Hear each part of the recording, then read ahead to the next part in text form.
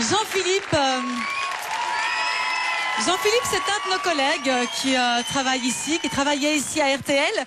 Et il y a 2 ans maintenant, c'est quelqu'un qui s'est énormément investi pour le télévis. Et il y a 2 ans, malheureusement, suite à de fortes douleurs au ventre et puis au dos, il a dû subir une série d'examens éprouvants. Une semaine après, catastrophe, le verdict tombe. Jean-Philippe a le cancer.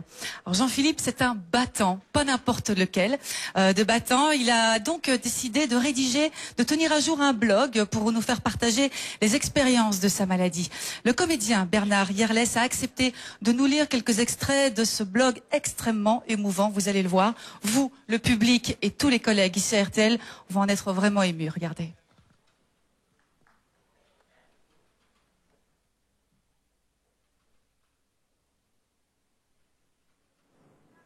Août 2008. À 37 ans, je vis l'horreur de ma vie. J'ai un cancer. L'annonce d'un cancer se prend comme un coup de poing dans la gueule et nous donne le sentiment que la vie va s'arrêter, que l'avenir s'éclipse. Pourtant, dès cette annonce, une pensée me traverse l'esprit. T'as un cancer, Jean-Phi. Tu vas te soigner, tu vas guérir.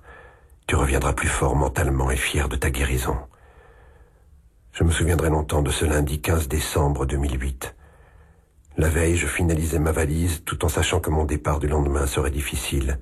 J'avais le sentiment de partir au combat, que je serais parachuté sur un champ de bataille où aucun cadeau ne me serait fait. Serais-je fort malade ?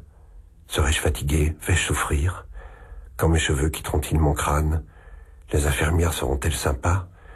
Mon état me permettra-t-il de recevoir des visites? Ce qui me déchire vraiment ce jour-là est de voir le visage de ma petite fille sur le chemin de l'école du haut de ses 9 ans. Elle me protège et tente de me cacher sa tristesse.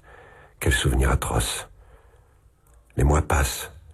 Un premier traitement expérimental, puis 6 mois de chimiothérapie.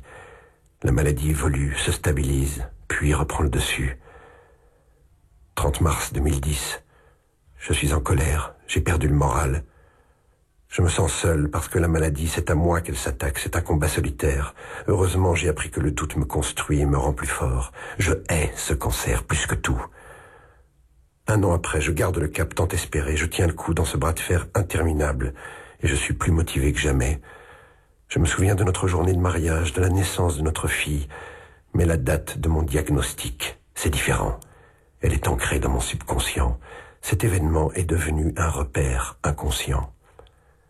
Il y a 18 mois, au lendemain de mon diagnostic, je n'avais qu'un souhait, qu'on m'arrache cette tumeur du pancréas. Entre-temps, la maladie a évolué, elle m'a abattu, m'a désespéré, m'a obligé à faire face à des annonces effrayantes. Elle a progressé bien plus qu'initialement supposé, me rendant totalement et définitivement inopérable. Ce vendredi, en m'éveillant, j'ai eu vent de tous vos témoignages d'espoir, de confiance, d'amour et d'amitié. J'ai été profondément bouleversé. Votre éternel soutien n'aura pas fini de m'émouvoir et de me relever. Votre force me grandit et me persuade un peu plus chaque minute de l'utilité et de la noblesse de combattre.